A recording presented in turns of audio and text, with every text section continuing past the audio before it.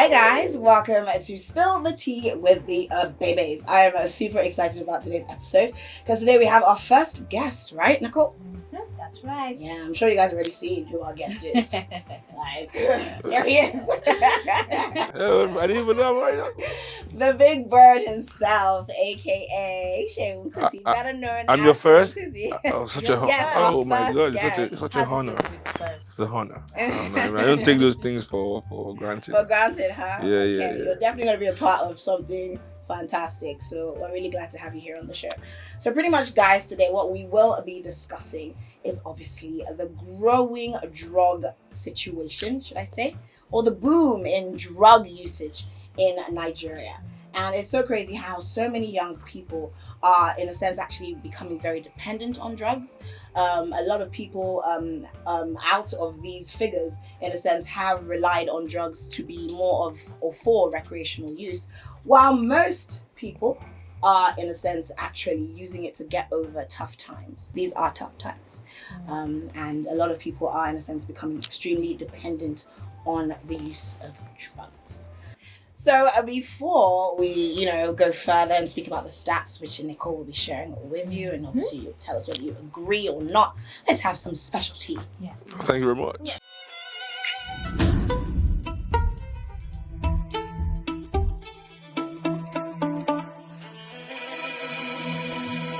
This tea is it's basically tea for the gods. No, tea for the gods. I would love to just know what you are, in a sense, actually up to.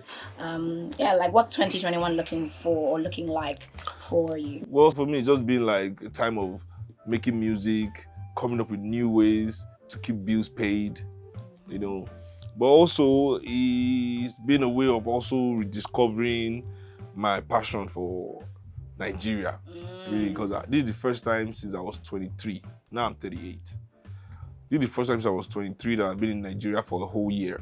So you feel like you relaxed a lot more 2020? Well, than usual or than normal? I think I didn't relax any more, any less. And that's because I'm at a stage of my own growth that I have a certain level of control over my habits. I started smoking when I was 21. Many people don't believe that. Many people think, Seun, you grew up in Calcutta, Seun was smoking since he was well, a baby. if it's second-hand smoke, You yeah. know me, like came out of the womb with smoke.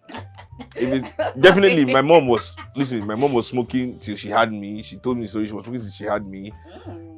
Smoking after she had me. I have pictures of me as a baby, with her with a joint in her hand. My mom, even when I started smoking, we used to smoke together, and the funniest times are when her own mom comes from Ikoti to stay with us, and my mom's mom doesn't know my mom smokes. So my mom has to run to my room to hide and smoke weed with me from her mom. Wow. So we are both That's interesting. Both hiding from grandma. Yeah, so we are both smoking in my room, hiding from her mom, parenting. So I'm saying to her, go and deal with your mom, My mom knows I smoke. Go and deal with your problem. Wow. You are cramping my style. Please, mom, go and meet your mom and explain, Yes. But my grandma, she's really old school, so my mom couldn't even tell her grandma, her own mom, And even my dad, growing up and knowing my dad, people know my dad smokes weed because he doesn't lie about it. But in a day, my dad, I might not see my dad smoking. He's always smoking cigarettes. And this is now the catch-22, Cigarettes are actually worse for you. Worse than marijuana. Than smoking weed, So this is where we now start to go into the realm of what is legal and what is right. And that's what we're going to be talking about. But before we do that, Yeah. let's share some stats. 1 in every 4 drug users in Nigeria is a woman. What do you think Does about that that? sound Well, yeah. And also everybody in Nigeria is a drug user. So you feel like it doesn't matter? Everybody takes. Like Well, male and female. what kind of drug? So this is what I'm saying also about what is the narrative? Everybody is taking one kind of drug or the other, whether the legal one or the illegal one. But apparently marijuana is illegal. Yeah, for how long more? That we are the last generation. We are the last generation of people that will talk about marijuana being illegal. Fact, because now it's white man's business. White people make the best weed, so it's definitely going to become legal. Even in Nigeria, it's already been discussed in the Senate.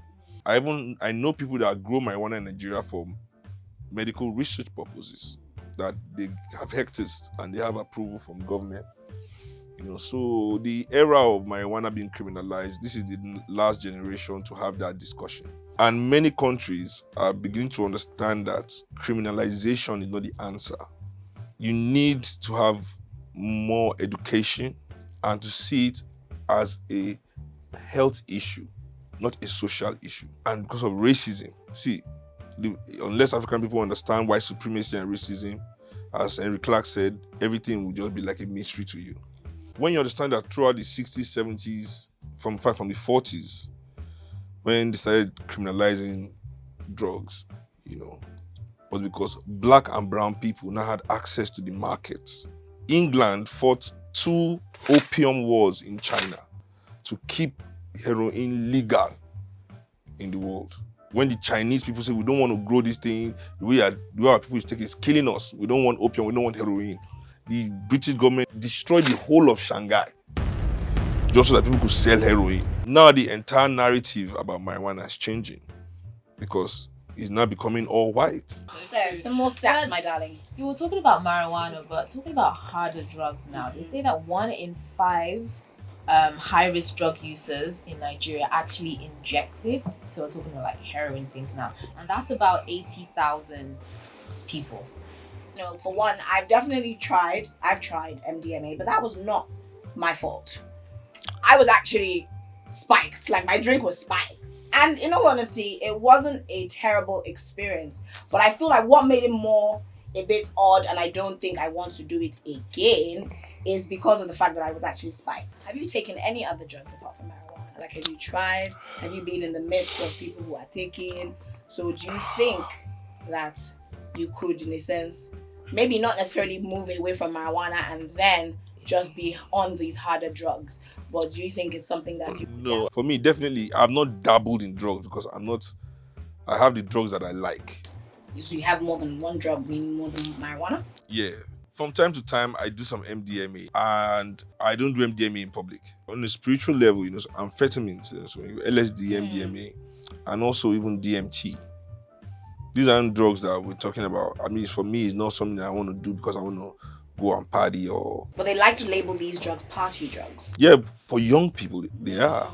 I mean, for someone in your 20s, I didn't do MDMA till I was maybe 35 or something.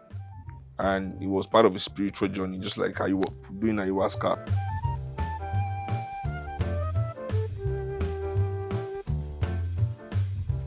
And I had the opportunity with no other than Carlos Santana himself. Play by Carlos Santana. So what happened? Like, you didn't do it? Yeah, it was like we should go and do the ayahuasca, but I just met him and I'd never done it. It was just a year after that, and I was like, oh no, I was not on that journey yet. That is so cool. So see that, I mean, Santana. Wow. So on certain spiritual journeys, just the way marijuana is necessary to open some doors, amphetamines are also necessary to open some doors. Yeah, on a spiritual level, not on a, as I said, everything is controlled, because once it goes past the level of use, of function, it becomes an addiction, right? Yeah. And addiction is the issue. And the problem we have with our society, instead of treatment, we criminalize. I mean, Instagram, YouTube, Facebook, they're addictive. Only software programmers and drug dealers call their customers users. I mean, and it was so profound to me, and it's fact. They sell your attention. That's so true. Is your attention, we are the product. You're blowing my mind. No, we are the product. Wow. We are the product. They make us addicts so they can sell our attention to companies for ads. I tried to go off my Facebook for a day, Instagram for a day. Like, no Instagram for a day. Listen, my finger was pressing it on its own. Like, I'll just be... I don't think I'll survive. Listen, my finger will press it. I'll have to immediately swipe up and remove it. Like, what the... like my finger by itself, like I'm just going to my phone will just see the icon. Boom. So when we talk about damage to the human body? Is that okay? What is the reason for these rules about drugs? Who says what drug is okay? Who says cancer is worse than depression?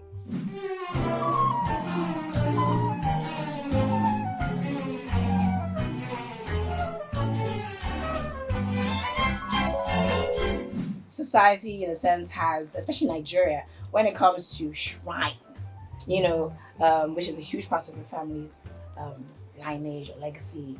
A lot of people associate shrine with, the availability of drugs. You go to shrine, there's squishies, there are people selling, all types of strains, beats. I don't know. Yo, you don't know them? What I would say is this. What do you have to say about the that? Kuti family? We are not in the business of policing anybody. We are not in the business of policing drug dealers, drug users. We are not in the business of. We are not the police. We are not the law enforcement. We are only responsible for the shrine. We take care of the shrine, and we do not police the people. What we do at the shrine is we respect African people, and we expect African people to respect an institution like the shrine. So everybody knows that fella is, fella smokes weed, fella is a weed man. So people come to shrine, they want to smoke weed, they want to feel like they're a hero because they're in this space. Fine, it's not my job to police them. But it's not as if... What about other drugs? Well, I don't know about other drugs in the shrine. I don't talk about other drugs because other drugs is not part of fella's name. Part of fella's name is Igbo Labi, so we are answering to that. Okay. Okay. Fine. Our father has put us on this long jump. Okay, fine. Let's do the sport. So yeah, people come to try to smoke weed. Yeah, I mean, I for one, I'm not going to police anybody. But the notion that shrine is some kind of den of drug dealers is alien to me, because I don't think anybody in shrine is allowed to sell any kind of drugs to anybody. And not in shrine, outside. Well, exactly. We cannot control, as I said, shrine. The street is the street. We allow people to be, because that's the spirit of what Afrobeat. That's the spirit of Afrobeat. Afrobeat sees everybody as family.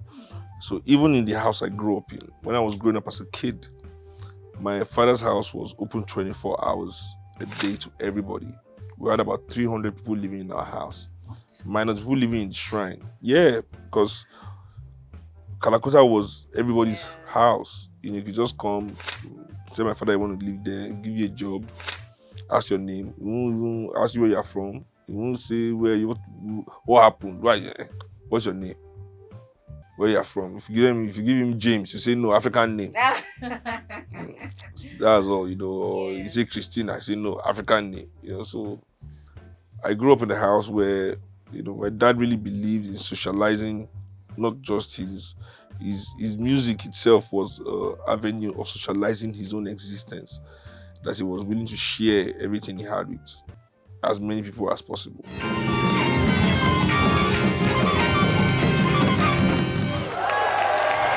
Everybody say yeah. It's interesting that music, and when we are talking about drugs, they are one in one. Do you think that link will ever end, or do you think it is actually needed? Music and drugs really are 5 or 6. I, for one, I wouldn't say I need to be high to write a song. Talent in music is 20%. The rest is hard work. I don't really believe anybody in the world really truly creates or invents anything.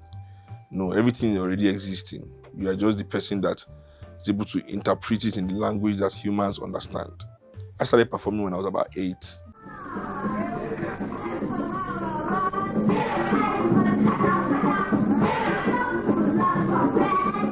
I wouldn't say I was an artist. I was a performer. I'll give myself that.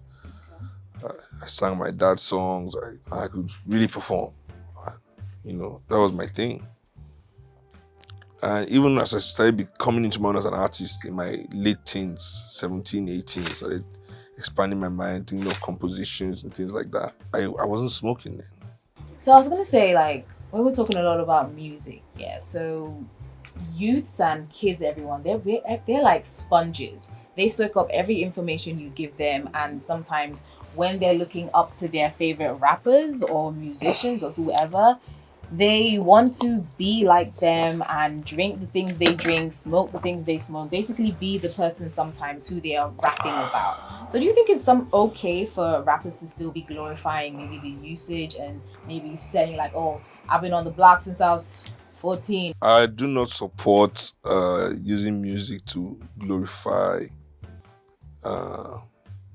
gangster lifestyle, as I call it. We have to accept, we cannot deny the spirituality of music. Oh my God.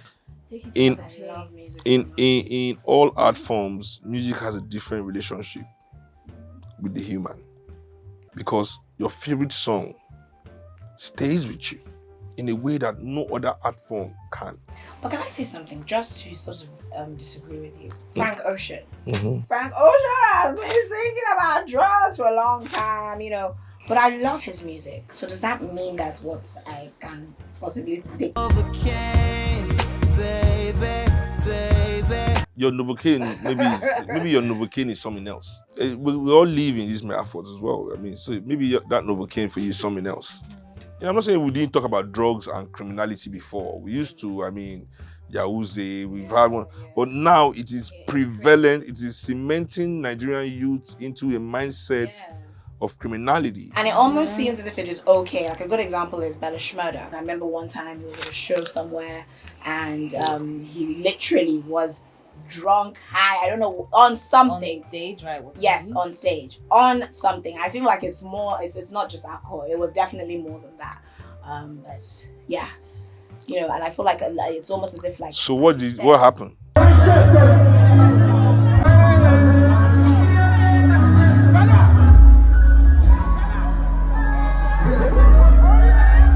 So yeah, they're like it's like a lot of people were so against it. Because it was high. Yes, like why is he performing And on it stage? was evident. And it was evident. high, A good like, one as well. people like, what's Way back wrong with with Bobby. Was he able to do his performance? No, it wasn't a good performance because he was high. Well, if he, as an artist, you owe your fans. Do you feel like, you know, you do some drugs, let's say, like maybe like him, let's say his excuse would be, oh, I No. need to be a little bit high. I don't know. So that I can have some confidence and be on stage. To each his own. I like to perform my shows like sober. Not sober like I've not smoked all day, but like sober in terms of I've not smoked just before going on stage. You know, I'm 38. I don't want to start forgetting my lyrics. There's also this new boom of crack, usage of crack. What people shouldn't do is to judge and stigmatize, you know, people going through drug abuse issues. Yeah, true. You know, that's also a thing. Many record companies. So you see, we can't blame artists like Bella Shmurda. Even in America, I used to say to a lot of my rapper friends that the same reason cops kill black people and only black people is the same reason African American rappers also only kill black people in their music. You can listen to 1,000 rap song and you never hear anybody say I shoot a white man. I went to a white neighborhood, I saw this white kid riding his bike, he didn't look at me right. So I shot him. I shot him in the face and said fuck the whites. You know?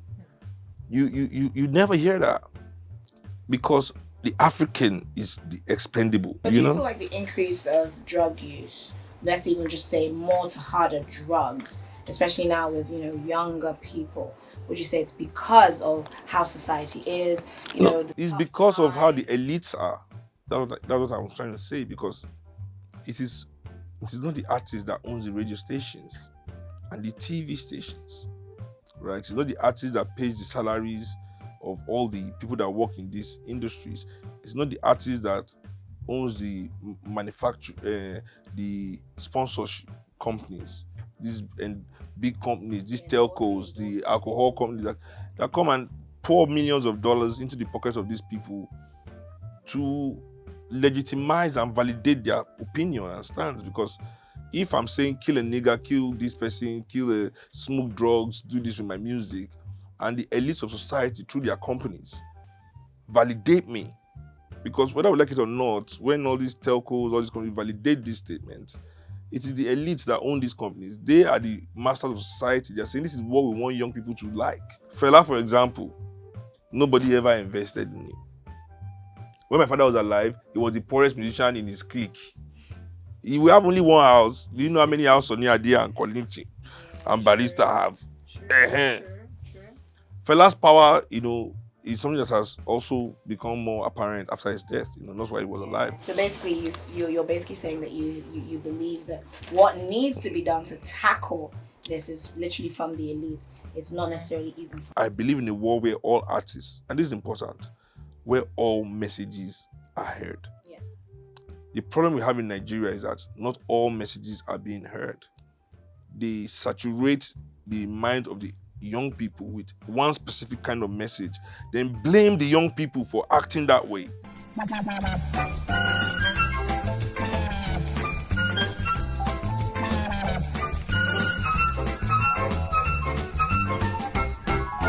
Rules are very simple, so write your names. Okay. So that you know who's drawing is whose. Can we see? Or Nicole. Seun Kuti or Nicole, who knows? Okay. That's what I'm writing here. Or Nicole. Wait, did you say Seun Kuti or Nicole? Who knows?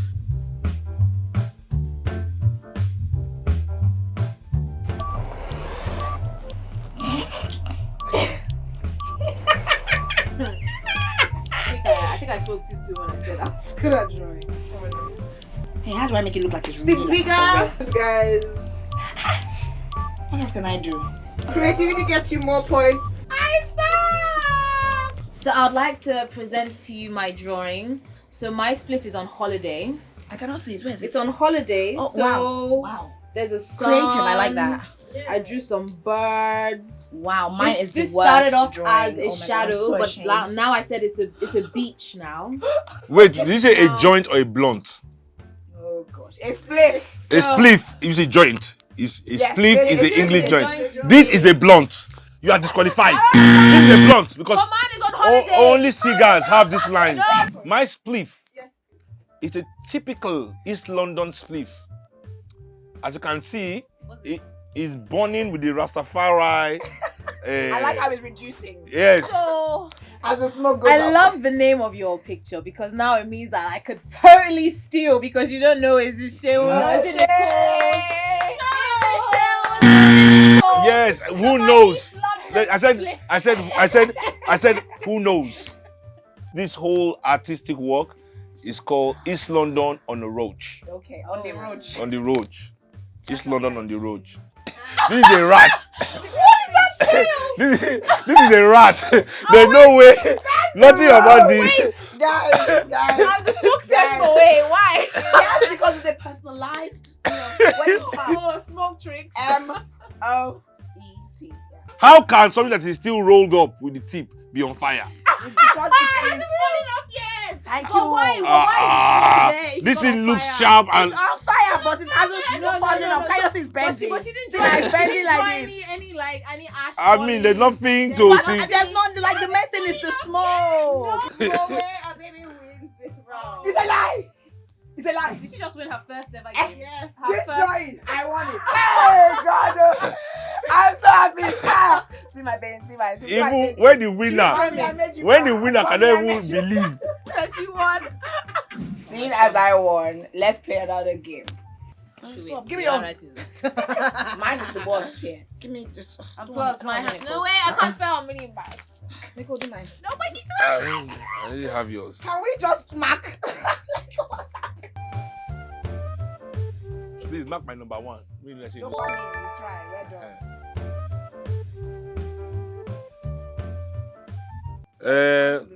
Hasn't been It proven. hasn't been proven.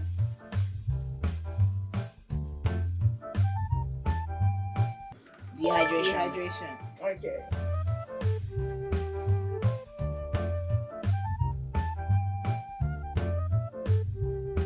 Be right. Yes. Wait.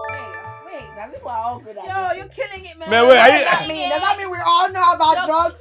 And I'm the only one here admitting to Speak using for drugs. yourself.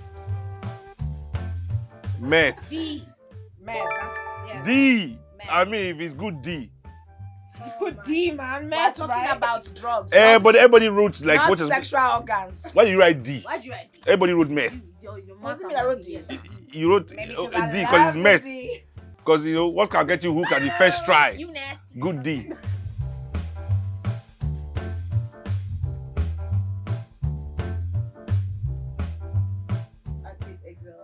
I believe it's B. 400. B. 400. Is that right? Yes.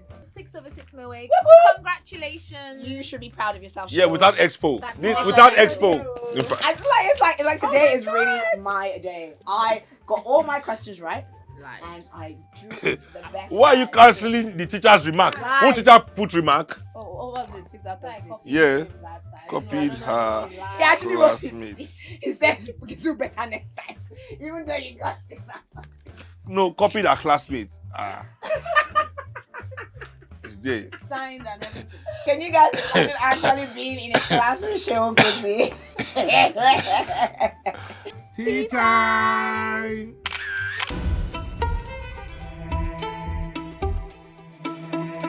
You see, in the motherland where I'm from, we have been under fake news for 400 years, man. Welcome to the party. Yeah.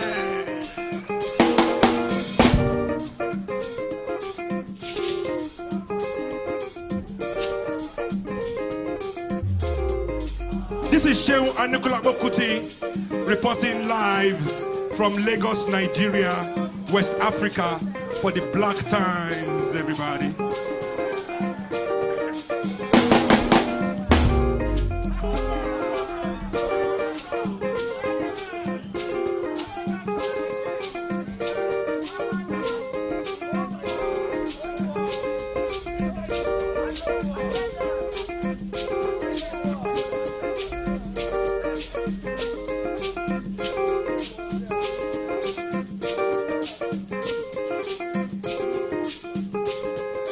Time don't come, my people, now you're ready to rise, to be free, to wise, to be free. Now you're ready to rise, to be free, to wise, to be free. Now you're ready to rise, to be free, to wise, to be free. Now you're ready to rise, to be free, to wise, to be free. Now you're ready to rise, to be free, to wise, to be free. Now you're ready to rise, to be free, to wise. Time don't come, my people.